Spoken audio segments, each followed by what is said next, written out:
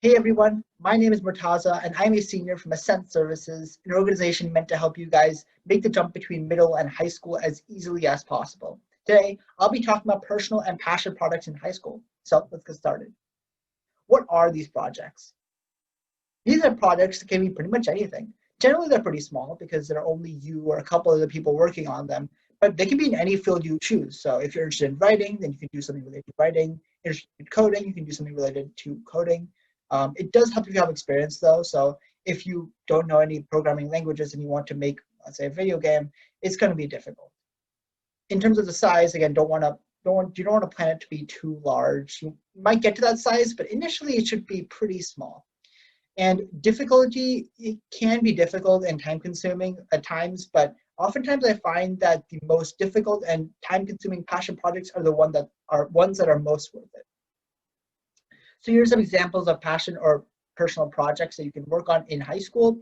So I've heard of video games. You've probably heard of video games, hackathons, and competitions being made in high school or by high schoolers, but you can do that too. It's not like there's a entry gap to making these kind of things. It can be literally you and your laptop and you work on it at home.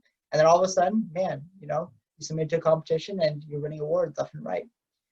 Anything from science, photography, writing, just some examples to show how it can be pretty much any field. There is no right answer as to what is a good personal project and a bad personal project because it just depends on what the impact is. And you don't know that until you try. So why do these projects? There are a ton of reasons why you want to do personal passion projects, even though initially they might seem insignificant. So first off is leadership. It's really valuable on a college app if you're able to show that you applied yourself to a certain field by making a project instead of just learning about it in school.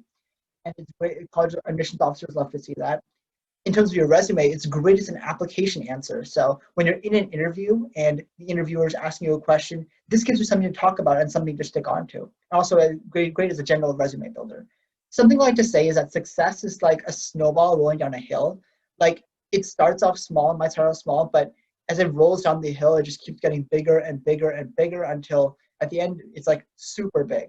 So in terms of getting started with this tiny personal project, it can really spiral into something huge. It gives you really valuable experience on either a college essay or application and connections. So this project can give you a talking point with other people you might want to interact with. For example, if you're making a video game and you want to interact with a real life software engineer, then this gives you something to talk about and it can also help build connections. So in terms of personal reward, it's also rewarding, especially if you have a deep passion for the project. And of course the potential, you never know when something's going to strike it rich. You see all the time kids, they start off this small project and then all of a sudden it grows into something huge and then they're on the news and that could be you. Like there's not a very good chance of that, but you never want to leave yourself out because you never tried. So how do I get started? So I like to have three main goals basically for an objective. You start off with an end vision or a goal in mind, right? And that's what you want the product to look like in the end. If it's a video game, what do you want the end user to be experiencing? If it's an essay, what emotions do you want the reader to be feeling at the end of the essay? And then you talk about what will it look like more specifically, what impact it will have on the people experiencing it. Again, these objectives are subject to change as you progress, so don't attach yourself too much to the goal that you come up with initially. In terms of the project timeline, so these are some couple of generic steps that you can use to plan out pretty much any project. So first off, you want to be deciding your medium or material, what will your project be on and what will you need to succeed.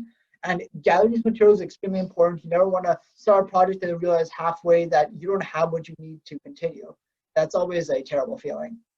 When it comes to deadlines and goals, again, you want to set yourself dates to keep yourself accountable. You don't want to kind of go along with the flow because you never know what can happen through there.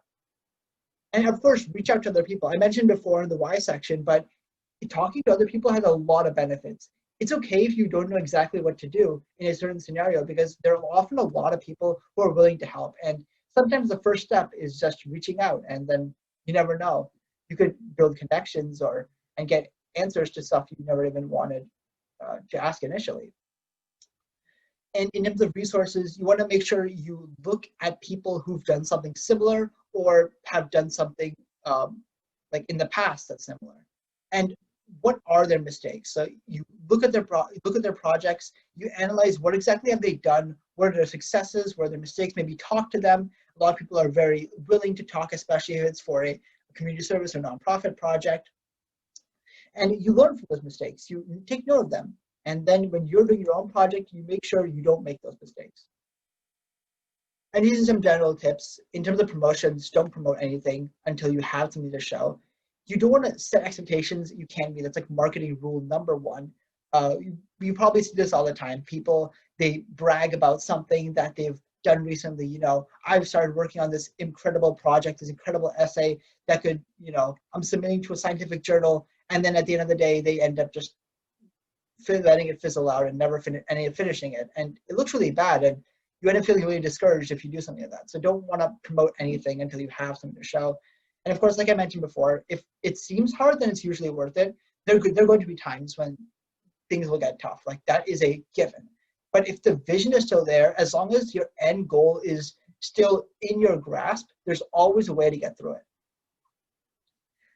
Thank you very much for listening to my presentation. Leave any questions you have in the comments. And if you have any specific questions, you can email us at tutoringbyascent@gmail.com. Or if you want to sign up for our mentoring program, there are links in the description. Or you can go to our website at tinyurl.com/Ascent Services to look at all of what we've done so far. Thank you so much. Make sure to leave any questions you have for us, and I'll see you next time.